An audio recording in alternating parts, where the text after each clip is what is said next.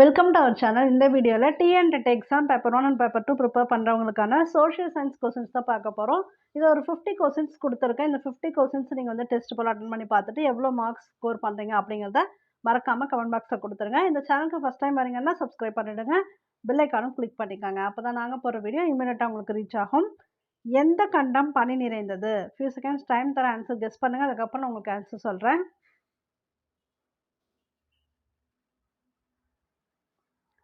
Antarctica. எந்த கண்டம் பனி நிறைந்தது? அண்டார்டிகா கண்டம் பனி நிறைந்தது. உலகிலேயே மிக உயரமான சிகரம் எவரெஸ்ட். இந்த எவரெஸ்ட் சிகரம் எங்கு அமைந்துள்ளது?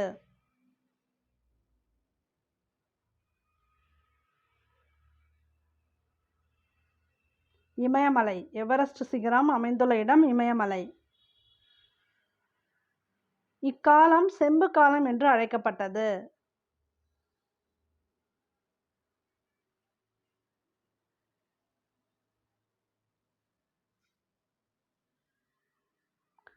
புதிய கற்காலம் தான் செம்பு காலம் என்று அழைக்கப்பட்டது. இந்திய தொல்லியல் துறை தலைமையகம் எங்கு உள்ளது?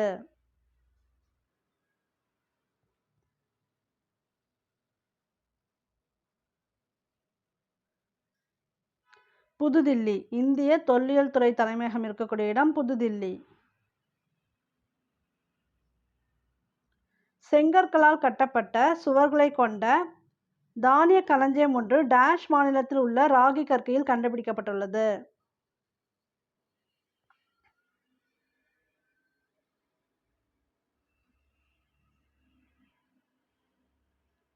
ஹரியானா. செங்கற்களால் கட்டப்பட்ட சுவர்களை கொண்ட தானிய களஞ்சியம் எங்கே கண்டுபிடிக்கப்பட்டிருக்குன்னு பார்த்தீங்கன்னா ஹரியானா மாநிலத்தில் ராகி கற்கையில் கண்டுபிடிக்கப்பட்டிருக்கு. சிந்துவெளி நாகரிக மக்களின் கப்பல் கட்டும் மற்றும் செப்பனிடும் தளம் ஒன்று டேஷில் உள்ள லோத்தலில் கண்டுபிடிக்கப்பட்டுள்ளது.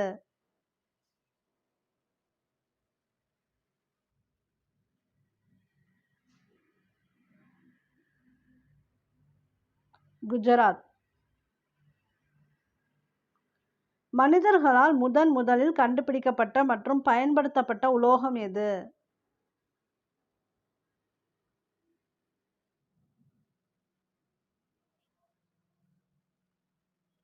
ஸோ ஃபஸ்ட்டு எதுன்னு பார்த்தீங்கன்னா செம்பு. சிந்துவெளி மக்களால் அறியப்படாத உலோகம்.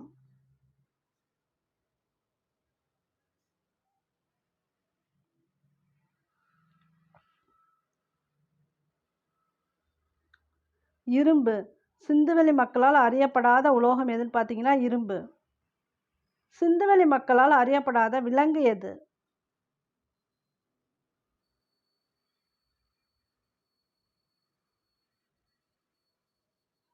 குதிரை. மற்ற எல்லாத்துக்குள்ளுமே ஒரு பழக்கவழக்கம் இருந்தது. அதாவது காலையெல்லாம் வயல் உழுறதுக்கு யூஸ் பண்ணாங்க. நாய் வந்து பாதுகாப்புக்கு, இது போலலாம் உண்டு. குரங்குமே அறியப்பட்ட விலங்கு. ஆனால் குதிரை வந்து சிந்துவெளி மக்களால் அறியப்படாத விலங்கு.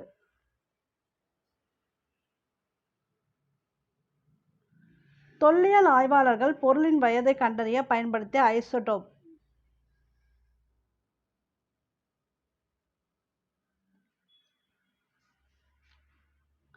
Radio carbon. கீழடி அகழாய்வுகளுடன் தொடர்புடைய நகரம் எது?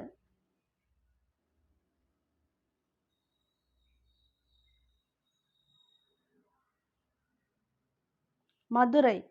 கீழடினா மதுரை. காஞ்சி கோயில்களின் நகரம் என்று அழைக்கப்படுகிறது. இங்கு உள்ள கைலாசநாதர் கோவில் யாரால் கட்டப்பட்டது?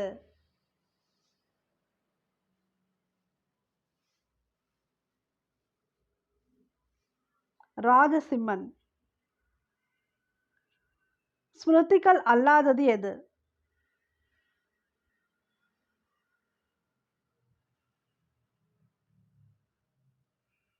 நான்கு வேதங்கள்.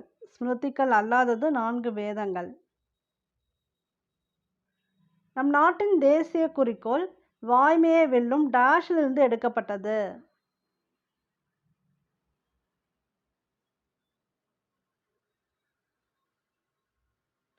உபநிடதம். வேத காலத்தில் எந்த விகிதத்தில் நிலவரி வசூலிக்கப்பட்டது?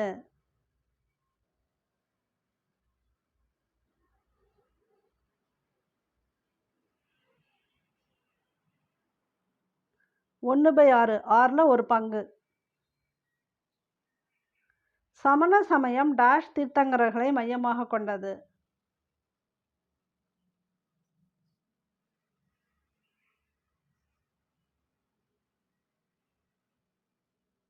இருபத்தி 4 தீர்த்தங்கரர்களை மையமாக கொண்டதுதான் சமண சமயம். மகாவீரரின் திரிரத்தினங்களில் சேராதது எது?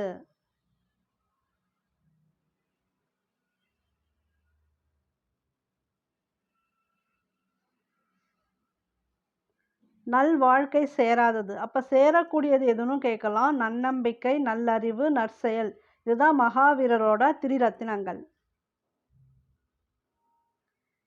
எண்வகை வழிகள் யாருடைய போதனை?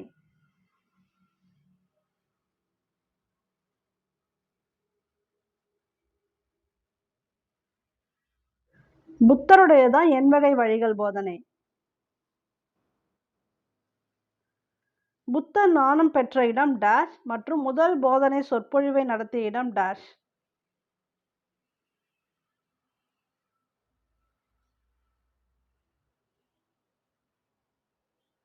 ஞானம் பெற்ற இடம் புத்தர் எதுன்னு பார்த்தீங்கன்னா கயா. முதல் போதனை சொற்பொழிவை நடத்திய இடம் சாரநாத். காலநிலை என்ற சொல் கிளைமா என்ற டேஷ் சொல்லிலிருந்து பெறப்பட்டது.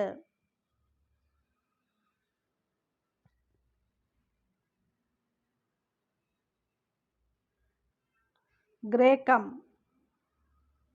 உலக வானிலை நாள்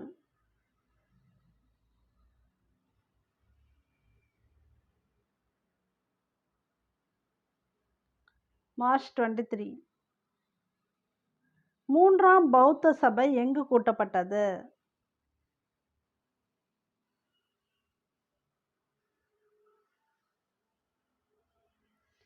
பாடலிபுத்திரம். மூன்றாம் பௌத்த சபை. சந்திரகுப்த மௌரிய அரசவையில் இருந்தவர். இண்டிகா என்னும் நூலின் ஆசிரியர் யார்?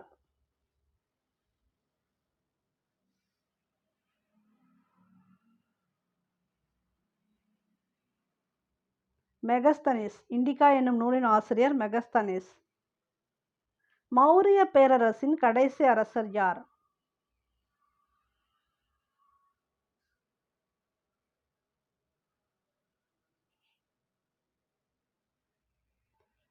பிருகுத்ரதா. மௌரிய பேரரசோட கடைசி அரசர் பிருகுத்ரதா. அப்படியே மேட்ச் பண்ணுங்க.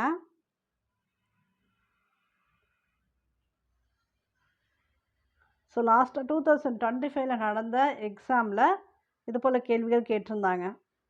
இந்த மேட்ச் இருக்க போல்.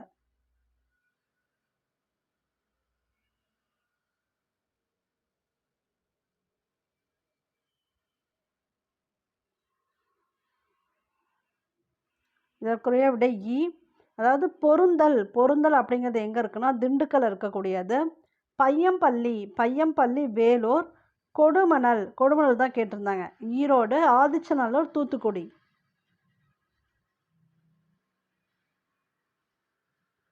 லூ என்பது இந்தியாவின் வடமேற்கு பகுதியில் வீசும் ஒரு வலிமையான புழுதி படிந்த வெப்பமான வறண்ட டேஷ் ஆகும். எந்த டைப் ஆஃப் காற்று லூ அப்படிங்கிறது?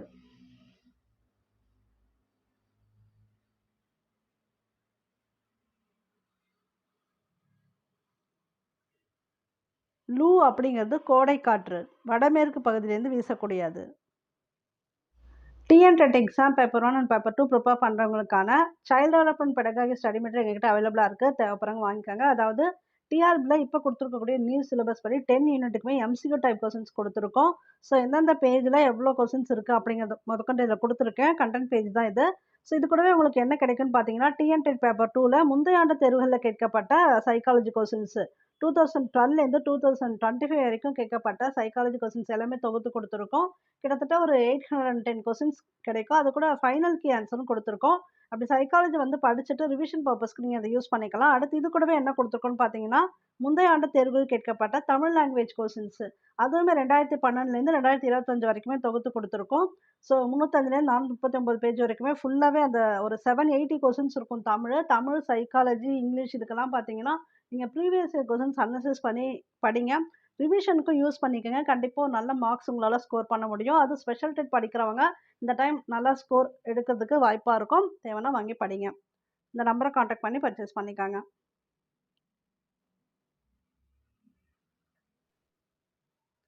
இத அப்படியே மேட்ச் பண்ணுங்க.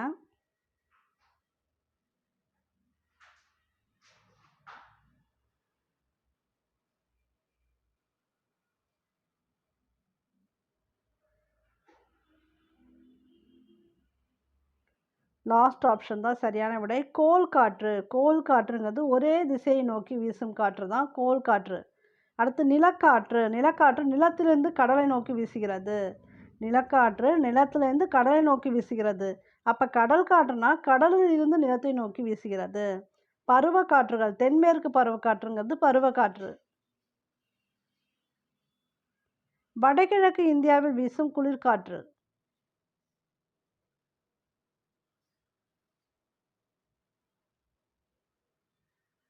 அதுக்கு பேர் வந்து நார்வெஸ்டர்ஸ். வடகிழக்கு இந்தியாவில் வீசும் குளிர்காற்றுக்கு பேரு நார்வெஸ்டர்ஸ். வானிலை பற்றிய படிப்பு டேஷ் ஆகும்.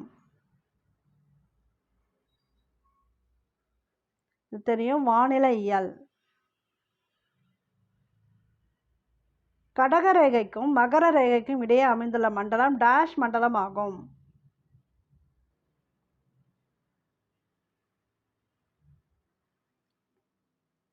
வெப்பமண்டலம். கடக ரேகைக்கும் மகர ரேகைக்கும் இடையே அமைந்துள்ள மண்டலம் வெப்பமண்டலம்.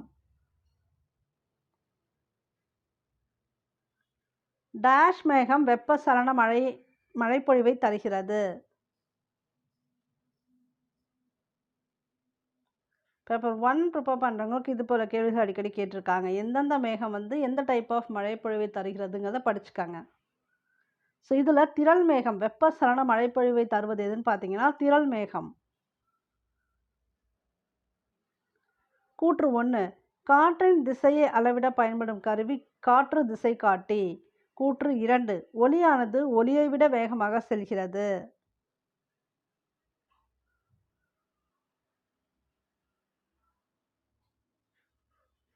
ரெண்டுமே சரிதான். காற்றின் திசையை அளவிட பயன்படும் கருவி பார்த்தீங்கன்னா காற்று திசை காட்டி தான்.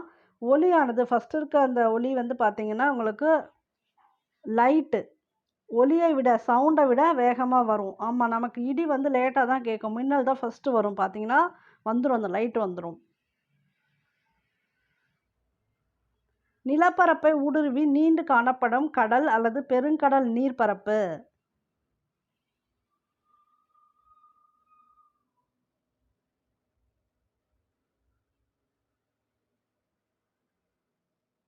கட்ச் வளைகுடா. நிலப்பரப்பை ஊடுருவி நீண்டு காணப்படும் கடல் அல்லது பெருங்கடல் நீர்ப்பரப்பு. இதுக்கு பேர் கட்ச் வளைகுடா. பின் வருவனவற்றில் சிந்துவெளி நாகரிகம் பற்றிய கூற்றுகளில் எது சரி?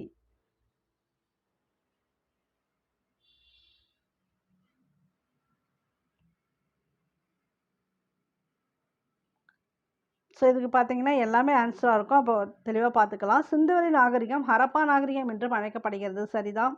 20ஆம் நூற்றாண்டின் ஆரம்பத்தில் தோன்றப்பட்ட முதல் தொல்லியல் ஆய்வு தளம் இதுதான்.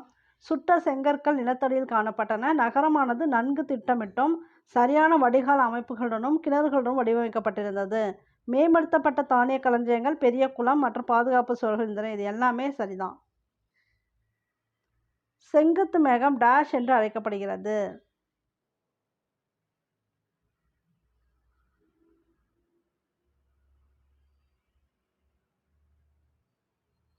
செங்குத்து மேகம் அப்படிங்கிறது கார் மேகம். அதாவது மழையை கொடுக்குது இல்லையா, அப்படியே திரண்டு வர்றது. அப்போ செங்குத்து மேகம் கார் மேகம் என்று அழைக்கப்படுகிறது. எகிப்தில் உள்ள சிறிய பிரமிடுகள் டேஷ்காக உருவாக்கப்பட்டவை.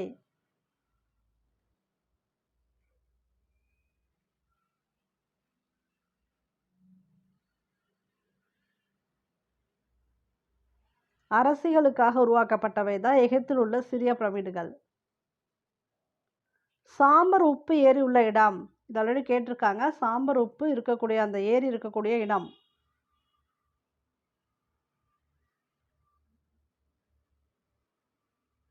ராஜஸ்தான். வங்காள விரிகுடாவையும் இந்திய பெருங்கடலையும் டேஷ் இணைக்கிறது.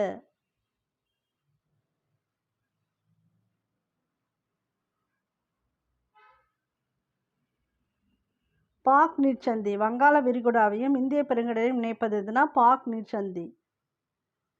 ஒடிசாவில் உள்ள சிலிக்கா ஏரி.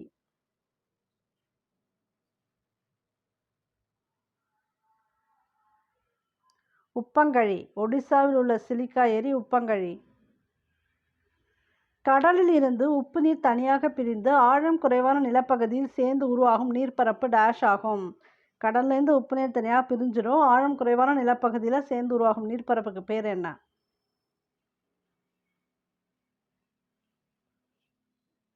உப்பங்கழி. முப்படைகளின் தலைவர் யார்?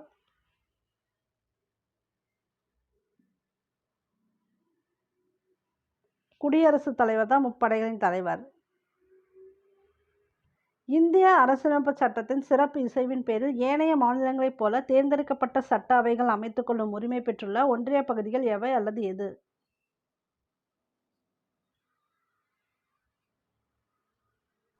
இவை அனைத்தும். அதாவது இந்திய அரசியலமைப்பு சட்டத்தின் சிறப்பு இசைவின் பேரில் ஏனைய மாநிலங்கள் போல, ஏன்னா மற்ற மாநிலங்கள்லாம் என்னன்னு பார்த்தீங்கன்னா தேர்ந்தெடுக்கப்பட்ட சட்ட அவைகள் அமைத்துக் கொள்ளும் உரிமை இருக்கு. ஸோ அது போல இந்த ஒன்றிய பகுதிகளை அவங்களே அமைச்சுக்கலாம்.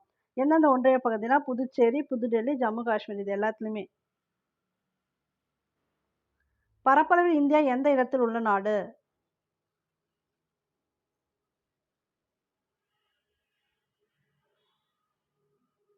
ஏழாவது இடத்துல இருக்கக்கூடிய நாடு தான் இந்தியா பரப்பளவை பொறுத்த வரைக்கும். பொருளாதாரத்தில் பொருள் வாங்குதிறன் சமநிலை அடிப்படையில் இந்தியா எந்த இடத்தில் இருக்கின்றது?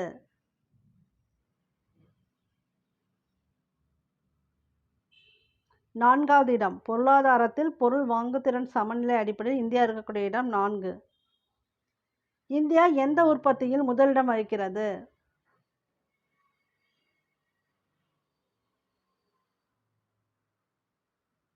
இவை அனைத்தும். எதுலலாம் ஃபர்ஸ்ட்னு பார்த்தீங்கன்னா பால் உற்பத்தியில், சணல் உற்பத்தி, வாழை மற்றும் சப்போட்டா, இதில் எல்லாத்துலேயும் பார்த்தீங்கன்னா ஃபஸ்ட்டு. இந்தியா எந்த உற்பத்தியில் 2ஆம் இடம் வகிக்கிறது? செகண்ட் பிளேஸ் எங்க?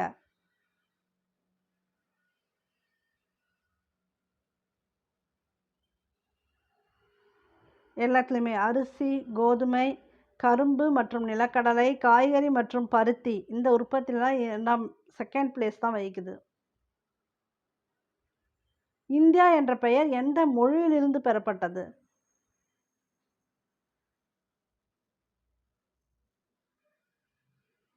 லத்தீன் மொழியிலிருந்து தான் இந்தியா அப்படிங்கிற பெயர் வந்து பெறப்பட்டது.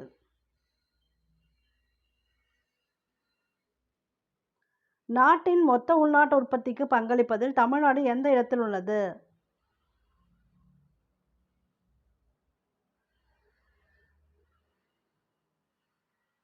இரண்டாவது பிளேஸ். நாட்டின் மொத்த உள்நாட்டு உற்பத்திக்கு பங்களிப்பதில் தமிழ்நாடு எந்த இடத்தில் உள்ளது? 2வது பிளேஸ். இந்திய அரசியலமைப்பின்படி டேஷ் மாநிலத்தின் அரசியலமைப்பு தலைவராகவும் டேஷ் அரசாங்கத்தின் தலைவராகவும் பதவி வகிக்கின்றனர்.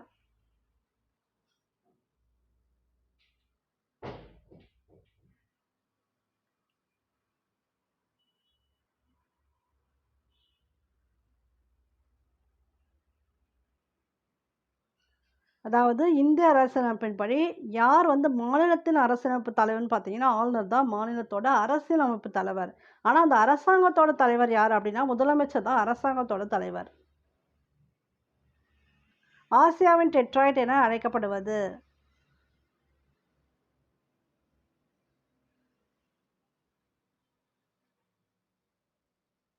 சென்னை. ஆசியாவின் டெட்ராய்ட்லாம் அடிக்கடி பேப்பர் 1ல் கேட்டிருக்காங்க. சென்னை. ஸோ இந்த 50 கொஸ்டின்ஸ்க்கு நீங்கள் எவ்வளோ மார்க்ஸ் ஸ்கோர் பண்ணியிருக்கீங்கதை மறக்காமல் கமெண்ட் பாக்ஸில் கொடுங்க. இந்த வீடியோ பிடிச்சிருந்தாலும் லைக் பண்ணுங்கள், ஷேர் பண்ணுங்கள், கமெண்ட் கொடுங்க. இந்த சேனலுக்கு ஃபஸ்ட் டைம் வந்திருக்கீங்கன்னா சப்ஸ்கிரைப் பண்ணிக்கோங்க, பெல் ஐக்கானும் கிளிக் பண்ணிக்கோங்க. அப்போ தான் நாங்கள் போகிற வீடியோ இமீடியட்டாக உங்களுக்கு ரீச் ஆகும். தேங்க்யூ ஃபார் வாட்சிங்.